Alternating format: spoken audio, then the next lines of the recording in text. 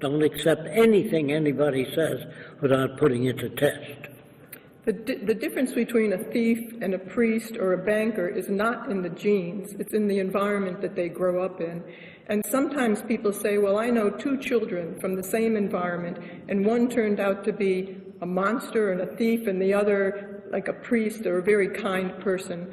Well, people don't know it, that parents aren't raised to, parents don't learn how to raise children.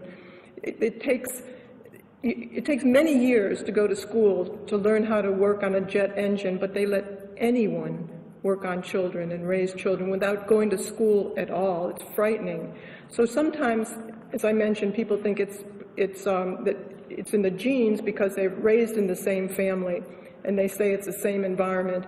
But for instance, if parents favor one child and say, why don't you be like your sister? She picks up everything and she does all her homework and she does what we tell her. If she falls down the stairs, her little brother is going to be extremely happy and has a little grin on his face when she falls down the stairs. He's not mad, he's not evil, he just feels he's been mistreated. So even raised in the same family, it's never really the same environment. And if you have difficulty with that, if you take any American baby or Greek baby as a baby and raise him in the Amazon jungle, he becomes a headhunter. If he never sees anything else. That's why I say there's no good or bad people. They're shaped by culture. If you don't know that, if you were raised in France, you'd speak with your hand. If you're raised in Italy, you say, come on, they eat, this is good the food. And that dialect, that everything is picked up, facial expressions, mannerisms. And if you take a normal young boy and bring him up with 6 effeminate women, very effeminate, women move differently than men. Say, did I see a gorgeous hat? See, facial hand movement. If that kid sees only that, he will speak and think just like a woman. It's not in the genes. They say, well, we're looking for the Republican gene in America. They talk that way. We're looking for the gay gene. There's no gay gene. There's an environment that shapes behavior and values.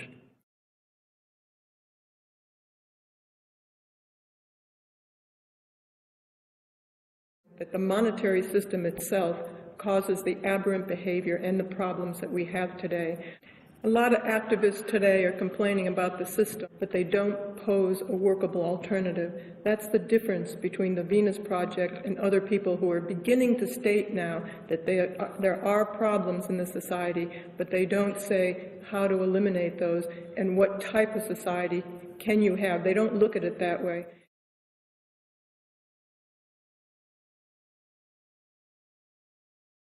So the Venus Project advocates a different type of system. We look at what causes the problems and then devise a system so that we can bypass those problems.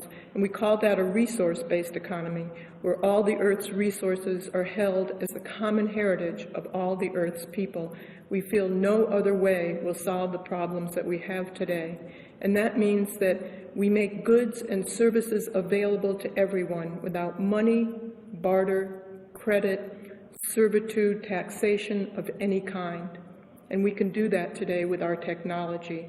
We've never put scientists on how do you devise a society without booms and busts, eliminating aberrant behavior with clean sources of energy and transportation, and that's how the Venus Project looks at it. It really becomes a technical problem because politicians do not serve us and they don't take care of the problems. They perpetuate them. The collapse makes people aware that there's technical incompetence in government.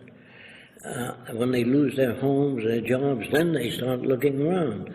If they don't care, they don't change. People are changed by the march of events or biosocial pressures.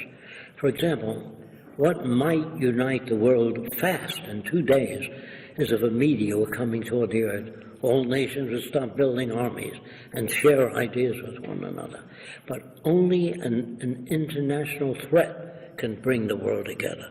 So minor collapses of employment, loss of industry, Chevy failing because Toyota can turn out cars faster, Only those conditions make people think about, hey, what's wrong?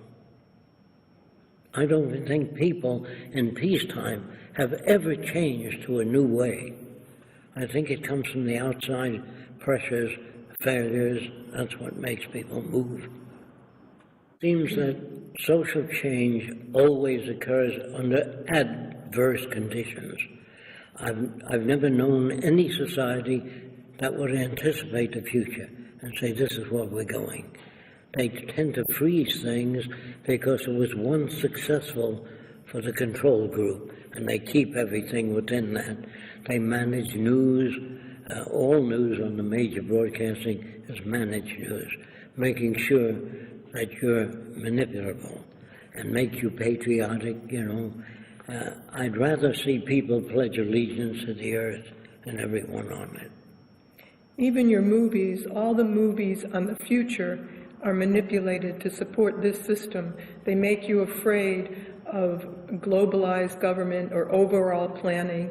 The movies today are really an extrapolation of the free enterprise system into the future, controlling people, technology, destructive and running things, but that's not the way we see technology in the future. Technology would serve people. There's no advantage of taking advantage of anyone in a resource-based economy. They can't gain anything from it. They gain more with cooperation and making goods and services available. So technology, when a new machine comes in the marketplace, you lose your job, you lose your purchasing power, you can lose your house and your family and even your wife or your children because there's so much trouble and pressure. But in the future, when a new automated system comes in, that means people have more purchasing power, more goods and services are made with less labor, people have more time off. I want to say this, that machines in the future will control farming, distribution of goods, availability, information, but do not control people. The machine government I talk about is not a takeover by machines, like a lot of engineers talk about it. The reason machines won't take over is because they have no emotions. Machines don't say, I want to control people. That's a human attribute. Machines don't drop bombs on cities. People do. Machines don't pollute the ocean. People do.